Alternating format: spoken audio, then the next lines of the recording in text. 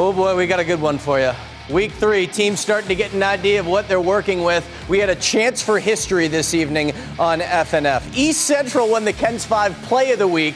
We were out there on campus yesterday delivering the award. Tonight, they had a chance to win the Game of the Week against an unbeaten Clark team who has not started 3-0 since 2009. That was when I was a high school freshman. Yikes.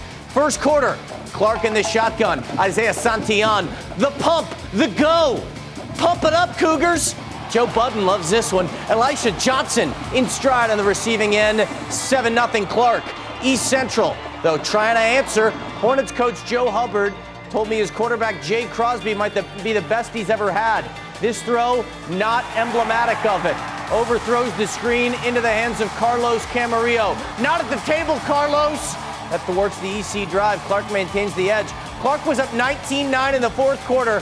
Hornets coach Joe Hubbard had to make a change at quarterback, so backup QB Isaiah Gonzalez comes in, and down 10 points, all he does, throws the fade to the young man who was out sick from school yesterday. That's Joseph Kelly.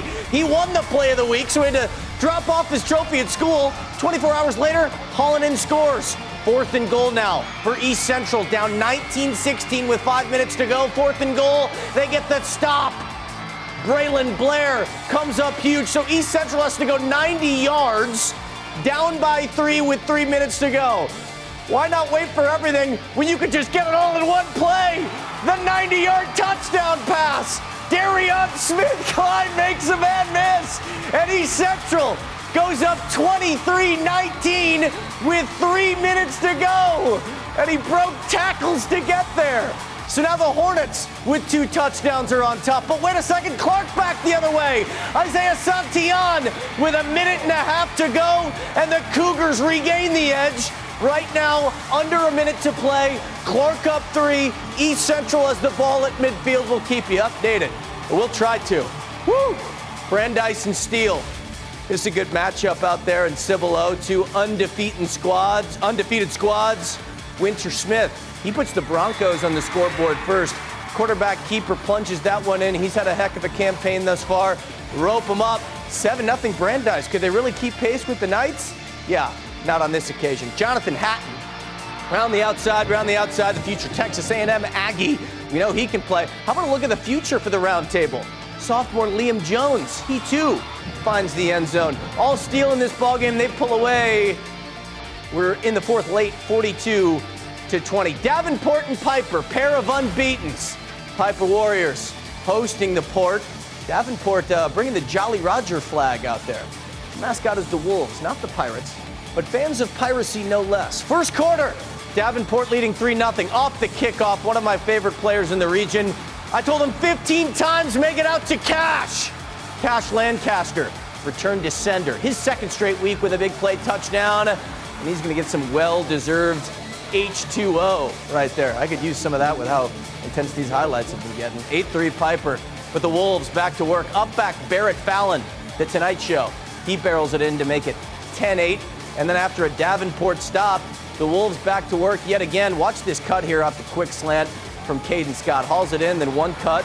Woo! Chop, chop. Brings it on into the red zone. Piper with a big-time win on the road in this game.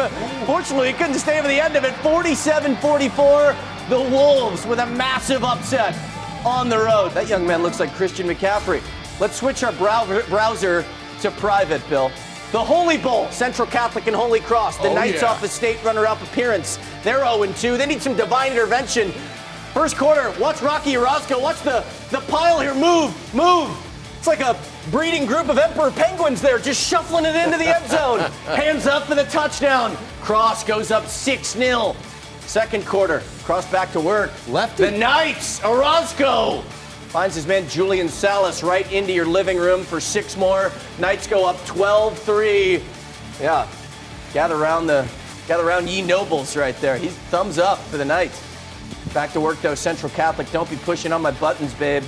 Find the promised land. Tristan Soto to Matthew McLennan. But a Holy Cross would take the lead into halftime, and they would not relinquish. The Knights with a much-needed 33-17 win. Some reconciliation after an 0-2 start for the defending state runners-up. That reminds you and me, Bill Taylor, of our upbringing there. The reconciliation after those early starts. Yeah, exactly. Me in the khaki pants and the polo shirts. I got to tell you something. Nobody tailgates like Central Catholic. That's some serious tailgate before those games. All those taps. You want to party, you go hang out with the taps. They have a good time. All right.